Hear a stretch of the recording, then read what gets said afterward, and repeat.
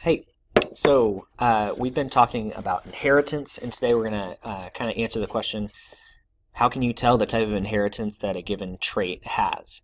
There are a few things in this picture even that have different inheritance patterns. So if we look at Marfan, that's something that is autosomal dominant, so it's on the non-sex chromosomes. We also have sickle cell anemia, which is autosomal recessive. We've dealt with that one a lot in class, especially at the beginning of the year. And then we also have something called hemophilia, which will be our first problem. So she actually had hemophilia, and that appeared a lot in her lineage, and we're going to look at that one as our first one for today. So there's a thing called sex-linked genetics, and here's a problem where that plays a factor. Okay, so in humans, capital H is the dominant allele for normal blood clotting. The recessive allele is lowercase h. This phenotype for the recessive allele is a disease called hemophilia, and it's going to prevent your blood from actually clotting, which is dangerous if you get any kind of open wound. This gene is found on the X chromosome, and in other words, it's sex-linked recessive. Okay, so we're going to look a little bit at what that means. So, for our first problem, if a phenotypically normal man marries a phenotypically normal woman, and they have a son with hemophilia, let's answer the following questions. Okay? So, a phenotypically normal man, so we're dealing with sex chromosomes. Males have, let me get my pen. Males have an X and a Y. Females will have two X's, as you know. Okay? If a male is phenotypically normal, and we know that hemophilia from the last slide is on the X chromosome, then this man can't have the gene for hemophilia. Okay? Therefore, if the mom is phenotypically normal, she must be a carrier. So what I'm going to do is I'm going to attempt to label one of her chromosomes with an H. Okay? So if we were going to go ahead and do a cross with them, you'll split this up where you get X and Y from dad, and XH and X from mom. And then you can go ahead and fill it in. XH, Y, X, Y, X, X, and XH, X. Okay?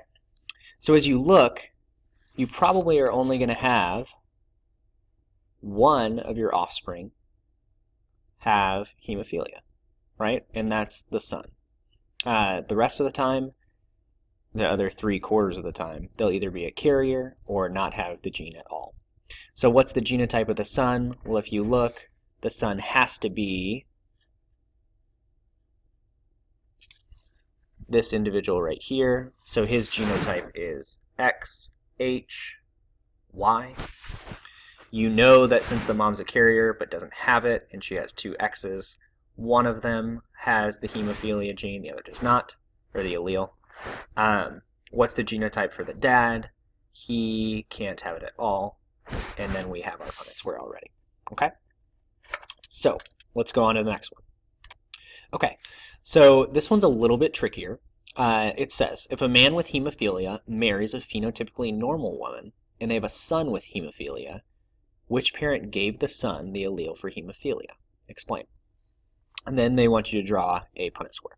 Okay, so if you look here, a man that has hemophilia would be X, H, right?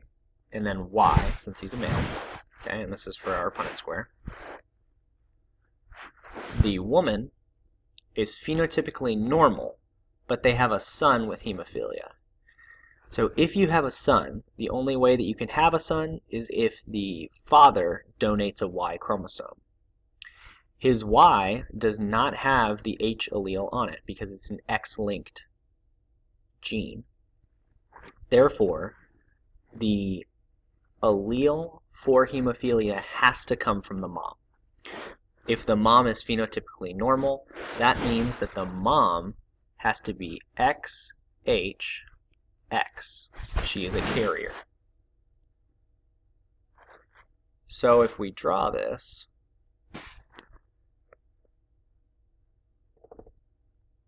you can see that they had a 50-50 chance to get a son that was phenotypically normal. And in this case, they did not. Okay. All right, for this problem, you have a hemophiliac male whose mother was phenotypically normal and whose father had hemophilia. He marries a woman whose parents are both phenotypically normal. They have a daughter with hemophilia. Okay? So, if you're looking here, which parent gave the daughter the allele for hemophilia? Okay, so if the daughter has hemophilia and she's expressing it, the daughter's genotype needs to be XH, XH. Okay? What does that mean? That means since you get one allele from each parent, both parents had to give her the allele for hemophilia. So that takes care of that one.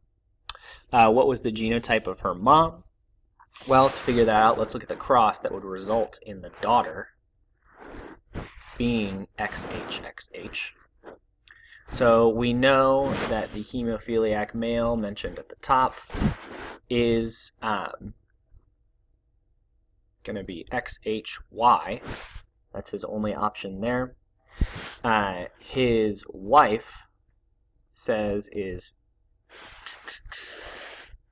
phenotypically normal, so she is XHX.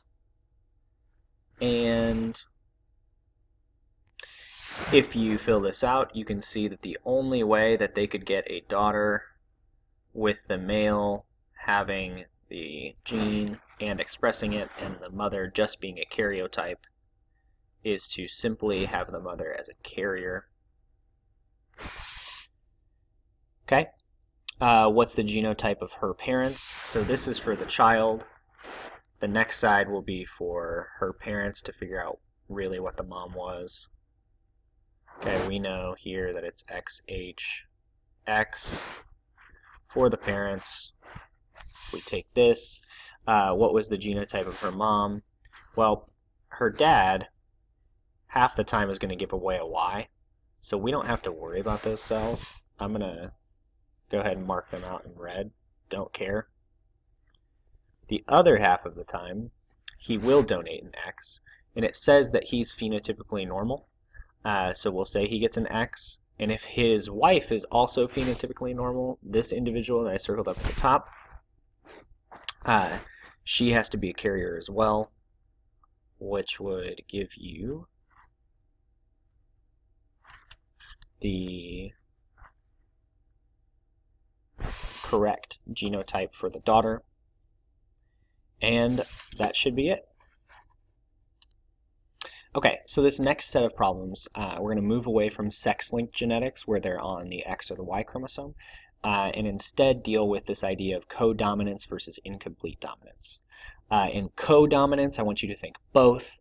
I want you to think that both are equally present with this flower, for instance, that is red and white, versus incomplete dominance where there's a kind of mixing, where the cross of a white flower with a red flower gives you this pink flower.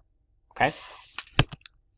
So, for our first example, you take the red flower and the white flower and you cross them, and they're both homozygous, and you get all offspring being pink. Well, that's what happened right here in that picture. So we know that that's incomplete dominance. And then they want us to do a Punnett square. So if you know that you have homozygous for both, and we'll use big R for red, so big R as one, and little r as white, you're going to have every single offspring being heterozygous. In this case, you will get heterozygosity being this kind of mixed phenotype where it's pink. Okay? And I think you can fill in the phenotypes for the parents. Okay. So now let's say you take those two of the pink offspring from the last problem and we cross them, and you get 16 baby flowers. 8 are pink, 4 are white, 4 are red. Draw a Punnett square to show what happened. Okay, so first off, I want you to notice the ratio. it's going to be 1 red to 2 pink to 1 white. Anytime you end up with a ratio like that, you know that it is incomplete dominance that you're seeing. Okay, so your genotypes that are going to appear here, pink comes from little r and big R, red comes from both big R's, and white comes from both little r's. So white, red, pink. Okay. They want to see a Punnett square. All you would do was just do a heterozygous cross, which I think you guys are pretty good at. So you'd set it up like that and fill it in. Okay, so this image isn't in color, but the dark color here would actually be red, and the lighter is white. So this cow has both red and white color, and I think that's called roan, R-O-A-N.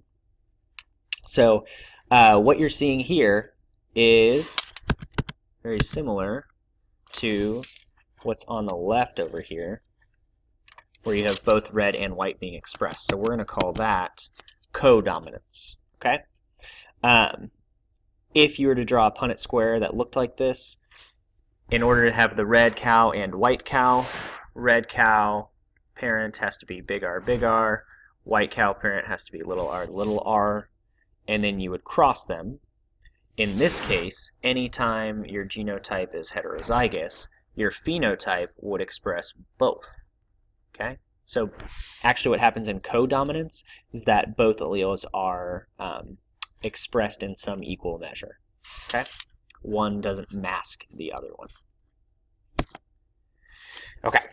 Another case of where this occurs is in blood typing.